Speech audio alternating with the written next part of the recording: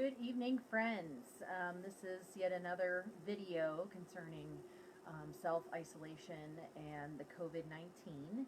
I hope that you all are doing well and that you're not having any major financial issues or health issues or anything like that.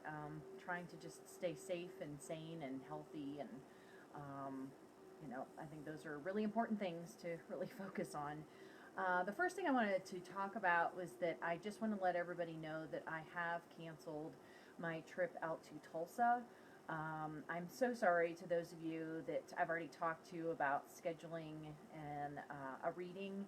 I had actually several people that were scheduled to get readings with me while I was there, and I'm so sorry. It's just there's so many things going on with COVID-19, and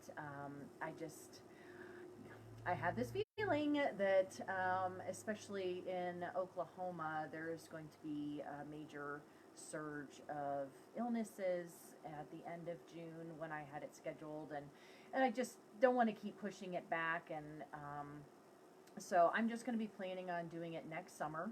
And so I'm sorry if you want to schedule a reading with me over the phone or do a video reading. I am available to do that. And I do have some time tomorrow evening. So, I do have some times left. So if you want to get a reading with me, then just message me and we will set something up. Okay. So the things that I was told to talk about this evening is actually, I just kept getting sound and silence, not the sound of silence, not the Simon and Garfunkel 1970s song. It's the sound and silence, and the meanings behind, or and the energies behind both of those things, because they're actually both very powerful, both sound and silence, for very different reasons. And I think that as a lot of us have been a lot more isolated, not being around nearly as many people, that we may actually, I know for myself, that just going out in public around, there's more and more people out as everything starts opening back up. And as we've been, so now I think this is the 10th week, and I think that 10th or 11th. I've lost track. But, just being mostly at home and then going out where there's a lot of people when you're not used to it, the isolation can actually make you more sensitive to sounds, and also even, oh gosh, even like artificial light is a lot more intense, at least for me, when I'm just at my home most of the time and then I just happen to go out. So I wanted to talk a little bit about that, and I think that it's important for us to realize that sound, it can be positive. I mean, looking at music and how I'm hoping that you all have found different ways of coping with anxiety, depression, and a lot of people use music and to help with that. And so, I mean, music itself can actually be a very powerful healing tool. So absolutely utilize that if, and try different types of music. Don't just stick with the same kind. There's so much music that's not just played on the radio. And YouTube is a really good place to explore different types of music. Even like there's different healing frequencies that you can research. There's a whole big field on just healing frequencies, but I just wanted to bring them up because there's different frequencies of tones that go with the different chakras, and most people just know the 528 HC, which is for the heart chakra. Actually, no, that's the sacral, that's the solar plexus, sorry. But a lot of people have said that that is the healing frequency, and so you can just type in healing frequencies into YouTube or into Google or anything just to research a little bit about that. But different, tones, singing bowls actually are pretty relaxing. Um, all kinds of different sounds can actually really lower your heart rate and your blood pressure and all of that. So just try and experiment with some different types of music and different sounds, the frequencies, not just, because especially with the frequencies, you're going to find videos that are 1 to 6 to 10 hours long. So it's not like it's like a song where it's like playing words and things like that. It's just having certain tones that are going to be going through, and it's going through on a molecular level as far as the healing of your different chakras, and it's also very relaxing. And experiment with any type of music to try to help you fall asleep. I know a lot of people have been having problems sleeping, and you can find different types of sleep music that lasts for a good 8 to 10 hours long that you can just play, and you don't have to worry about. There's a few different channels that I really like.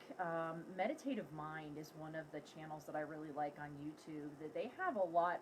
There aren't any commercials. That's the really annoying thing when I find a really cool song and then all of a sudden it cuts out, and then there's a commercial and I'm in the middle of meditation and all of a sudden I sort of lost all of it. So Meditative Mind is actually a really good channel on YouTube because they don't have those commercial breaks on there, and so you can literally play just one song for a good 10 hours, like the falling asleep or the certain frequencies or whatever it is. So that's actually really nice. And there's also like negative sounds, obviously, of just things that are really jarring. And I even find the American society in general to actually be really loud, and I didn't realize how loud us Americans are until I lived in France for a while.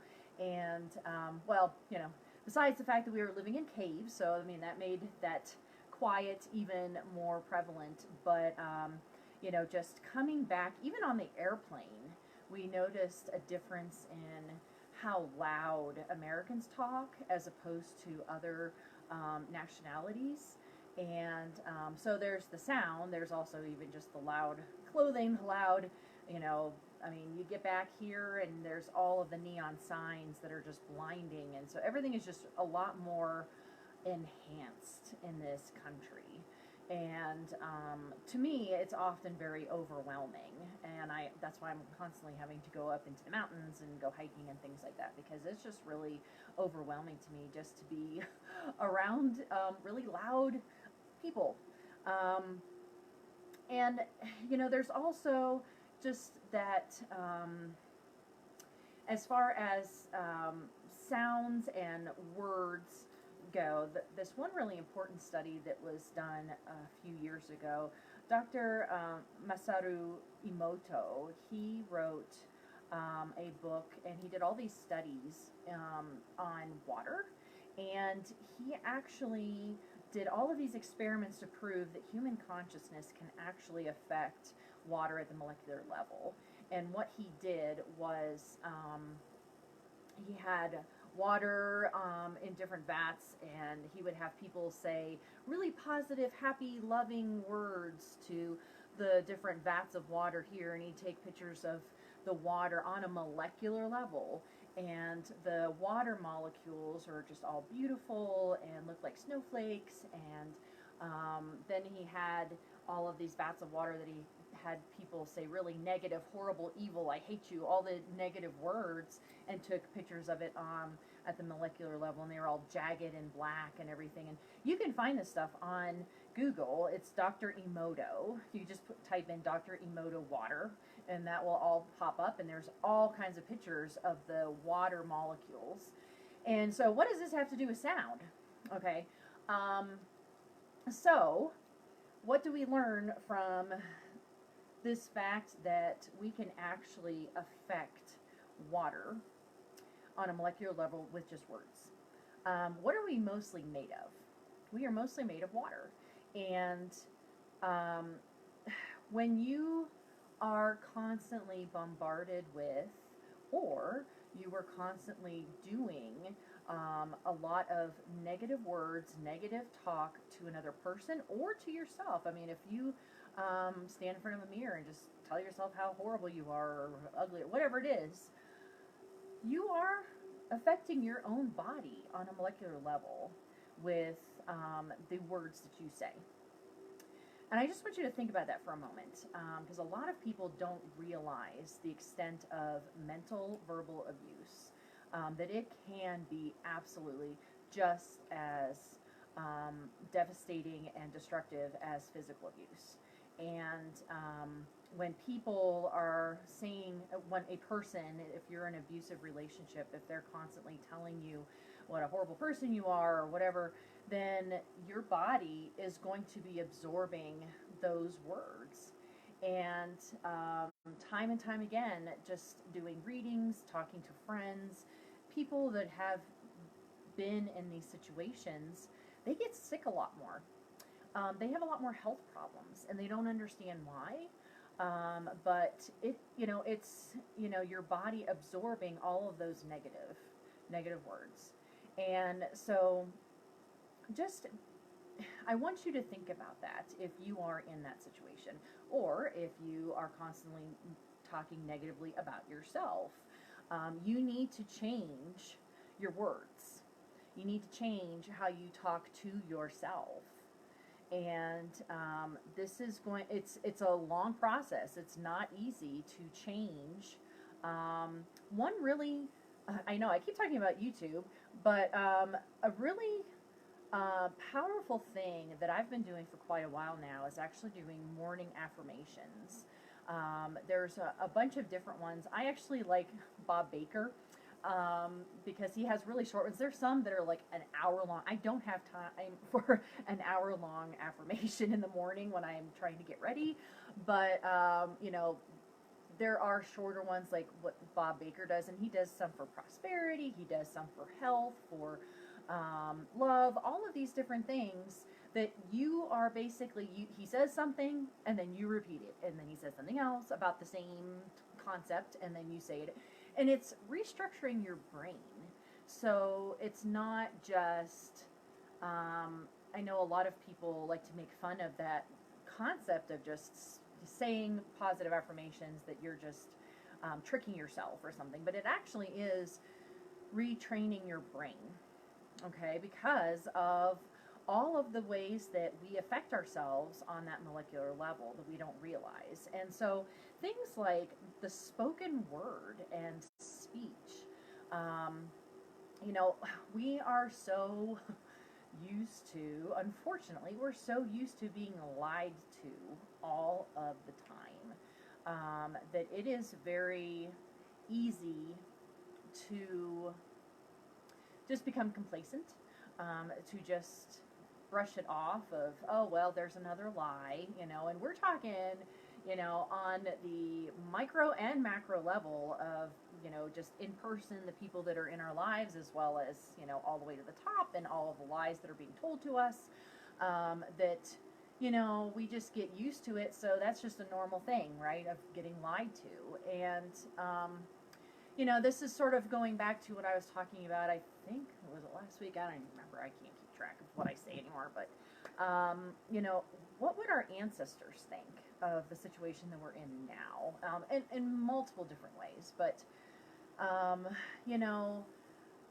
our ancestors in ancient times, especially when most people were not literate, their spoken word was their strength and their bond and their promise.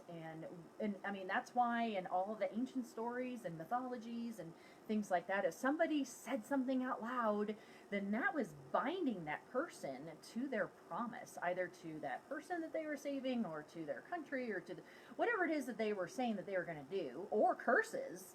That's the same thing, and it's, A curse is just as powerful as a declaration or a promise.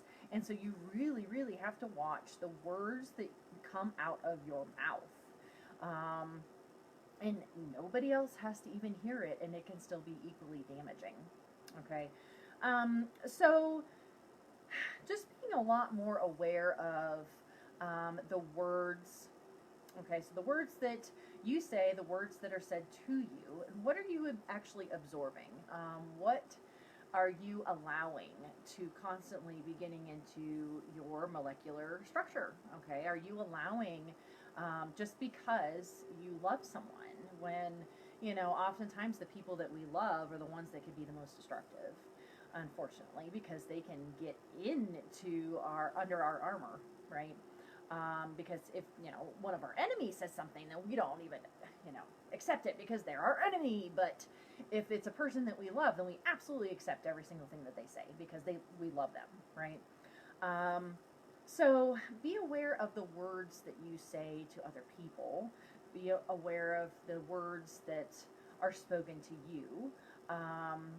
Also being aware of the sounds that you are listening to, or what kind of music are you listening to? Is there do you have to have noise on all the time? And then this gets into the silence aspect. So what I was saying is sound and silence. Try to spend some time in silence. And most people have a very difficult time with this.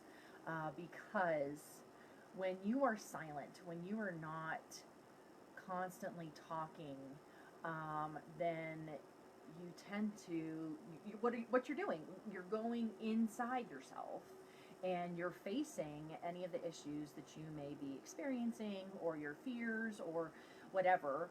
And I'm not saying that you should be, joining a monastery. Of course, I don't think you can join a monastery right now and the COVID issues, but you don't have to take a vow of silence like in the medieval period.